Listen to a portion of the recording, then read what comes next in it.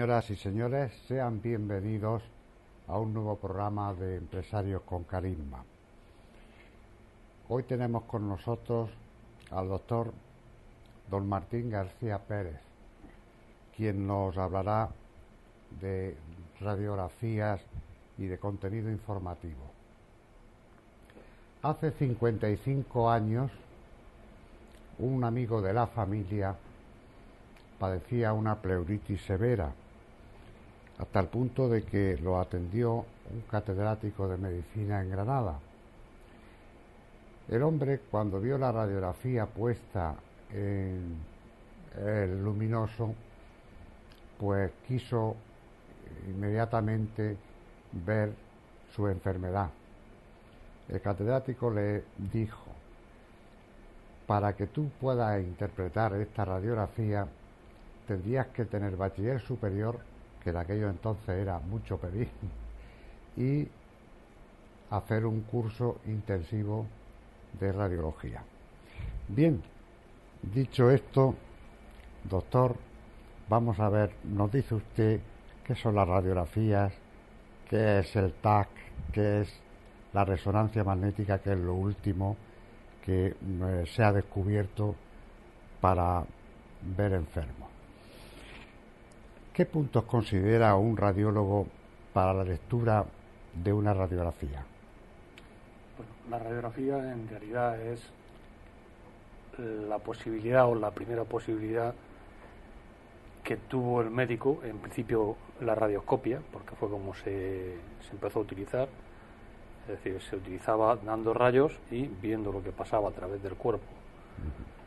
El famoso aparato este que tenían los médicos en la consulta, que ponían a los enfermos. Entonces, la posibilidad que nos dio es de ver y de poder interpretar lo que hasta entonces estaba oculto y solamente podíamos ver pues con aparatos indirectos. Es decir, teníamos el fonendoscopio, teníamos el aparato de la tensión, los análisis clínicos, y todo eso nos orientaba sobre las enfermedades, pero la radiología o el inicio de los rayos X por el descubrimiento de Röntgen de forma fortuita, pues nos permitió ver lo que hay dentro del cuerpo, qué pasa con la enfermedad. Hay un libro muy bonito de un técnico de radiología de Madrid que se llama La captura de lo invisible, que nosotros lo utilizábamos como libro de texto en la Escuela de Técnicos del Hospital Clínico de Madrid, que es donde yo me formé como radiólogo. Curso de estudios. Entonces, la radiografía está basada en la diferencia de las distintas estructuras del cuerpo que tienen para absorber la radiación, y eso hace que se produzca un contraste. Es decir, nuestros diagnósticos los basamos en las interfaces que hay entre esas estructuras. Digamos que en la radiografía o en la aplicación de los rayos X, pues hay 4 densidades básicas, que es el aire, la grasa, el agua y el hueso. Digamos de menor a mayor. Entonces, cuando dos estructuras de distinta densidad o de distinta densidad o de distinta se juntan o están juntas, nosotros podemos delimitar la enfermedad. Entonces, a través de eso, pues siempre ha sido con signos pues indirectos. La primera utilidad que se le dio a la radiografía fue sobre todo para la patología ósea, porque el hueso se ve muy bien en radiografías, y para la patología torácica, porque también se ve muy bien al tener el pulmón mucha cantidad de aire, que es un buen contraste para la radiología. Sin embargo, doctor, hay enfermedades que se resisten a ser vistas a través de la radiografía.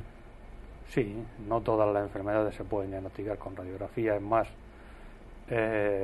la radiografía, hasta que no se empezó a utilizar lo que se llamó la imagen tomográfica, porque en principio la radiografía es una imagen de proyección. Es decir, nosotros vemos todo el volumen del cuerpo en una proyección, es decir, vemos un objeto tridimensional que es el cuerpo humano en 2 dimensiones. Por eso en todas las radiografías cuando se hacen hay que hacer dos proyecciones, una antero-posterior y otra lateral, para poder distinguir qué está a la derecha y qué está a la izquierda, y después qué es anterior y qué es posterior, y poder localizar dónde está la patología. Pero sí hay enfermedades que están ocultas a la radiografía, y también hay enfermedades que se han descubierto gracias a el empleo de las técnicas de imagen, desde la radiografía hasta las últimas técnicas que hay en la actualidad. Doctor, ¿qué aporta el escáner a diferencia o como técnica más moderna sobre la radiografía? Bueno, el escáner es, digamos, la evolución técnica de lo que se empezó a hacer en un principio, que era la tomografía lineal. O sea, la tomografía es la posibilidad que nosotros teníamos de dar cortes a lo largo del cuerpo en una proyección, con un espesor de corte, con lo que podíamos ver exactamente qué es lo que había en esa parte del cuerpo. Por ejemplo, para estudiar un nódulo de tórax, en el año 80, pues se hacía con tomografía lineal. Se hacían 16 cortes de tomografía y se valoraban a ver dónde estaba la lesión. Eso, hasta que se descubrió por el avance tecnológico, sobre todo con la aplicación de la informática a los estudios radiológicos, pues fue un físico inglés que se llamaba Hanfield el que inventó el TAC. Paradójicamente, hay cosas que no se dicen o no se conocen, pero el TAC, el primer TAC que se puso a la venta, se llamaba el EMI, porque fue patrocinado por una casa de discos que tenían los Beatles. Sí, señor. Se llamaba EMI Odeón. Me alegra que me lo comente usted así, porque los Beatles hicieron cosas muy importantes que quizás no la hayamos reconocido. Probablemente, seguro. Sí. Una de esas ellos, mucho del dinero porque ganaron mucho dinero, pues lo utilizaron para favorecer investigaciones como estas, ¿no? Entonces el TAC lo que aporta es que podemos dar cortes con un espesor determinado a lo largo del cuerpo. Se llamó tomografía axial computarizada porque los cortes solamente se podían dar en axial. Es decir, el paciente se metía en un tubo que tenía unos detectores y un tubo de rayos, y iba dando la vuelta alrededor del cuerpo. Daba una vuelta con un espesor definido y cortaba esa parte del cuerpo nada más.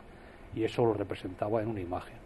Eso fue una revolución muy importante porque eso permitió, pues, ver los órganos casi con un corte anatómico. Ya. Entonces permitió, pues, no solamente el diagnóstico de patologías que hasta entonces estaban ocultas, permitió estadiar de forma más exacta los tumores y permitió sobre todo hacerle más fácil el trabajo a los cirujanos a la hora de tener que tratar la patología tumoral. Y hoy en día de ahí se derivó una técnica que es la terapia a través de punciones a través de la piel, es decir, poder drenar accesos abdominales haciendo solamente una punción con una aguja muy fina en la piel, sin necesidad de tener que hacer una cirugía de abdomen abierta para hacer esos tratamientos. Ya. Doctor, y llegamos a lo último. Llegamos a la resonancia magnética. ¿Es una revolución, doctor, la resonancia magnética? Sí, la resonancia magnética fue una revolución por dos cosas. Una, porque no utiliza radiación ionizante. Usted sabe que la radiación ionizante tiene sus efectos secundarios. Sí, que se va acumulando también, ¿verdad? Sí, porque radiación ionizante es radioactividad. O sea, nosotros estamos utilizando un tipo de radiación que es absorbida por el cuerpo y altera la función celular normal. Entonces, lo primero que te dice los sistemas de protección radiológica que todos los países tenemos que tener potenciado es que la primera causa, lo primero que tenemos que hacer para hacer una radiografía o para la utilización de la radiación ionizante es la justificación, es decir, que esté justificado que el daño que se le puede provocar a esa persona es menor que el beneficio que va a obtener por hacer esa prueba, ¿no? Lógicamente no hay que alarmar a nadie y por hacerse una radiografía lo normal es que no pasa nada, ni por hacerse DOR, ni por hacerse un TAC. Ahora, cuando uno se somete a muchas aplicaciones de la radiación, estamos hablando, por ejemplo, de pacientes que reciben una radioterapia o otro tipo de pruebas que utilizan una radiación mayor, pues en ese caso pues hay que tener cuidado porque puede ser lesivo. Entonces, la resonancia magnética lo que aporta es que no utilice radiación ionizante y después su máxima valor es que tiene un contraste mayor que ninguna otra técnica de imagen entre los diversos tejidos. Es decir, el TAC no deja de ser una evolución de la radiografía. Sí. Y lo que hace es valorar las densidades básicas: calcio, grasa, agua y aire. Mientras que la resonancia magnética ve el órgano o ve la anatomía desde varias perspectivas, dependiendo de cómo hagamos nosotros el experimento con el cuerpo. La resonancia magnética utiliza un campo magnético fuerte y ondas de radiofrecuencia como las que se utilizan en televisión o se utilizan en la radio, ¿no? Yo creo que hemos dejado una cosa sin hablar, porque también fue en su día, y yo creo que todavía tiene un campo bastante amplio: la ecografía. La ecografía es una técnica que no es nociva, que utiliza ondas mecánicas, ondas de transmisión del ultrasonido, y que en un principio era una técnica que era estática, es decir, se hacían los cortes igual que se hacen en el TAC y después se valoraban, pero tiene un valor sobre las demás técnicas, y es que las imágenes que obtiene se las obtiene en tiempo real, con lo que uno puede estar viendo movimientos de órganos que para valorarlo pues necesita ver ese movimiento. Por ejemplo, pues el corazón, ¿no? El corazón hoy en día, la prueba principal de diagnóstico que hay es la ecocardio, aunque la resonancia magnética cada vez va tomando más campo porque los detalles anatómicos pues los valora mejor.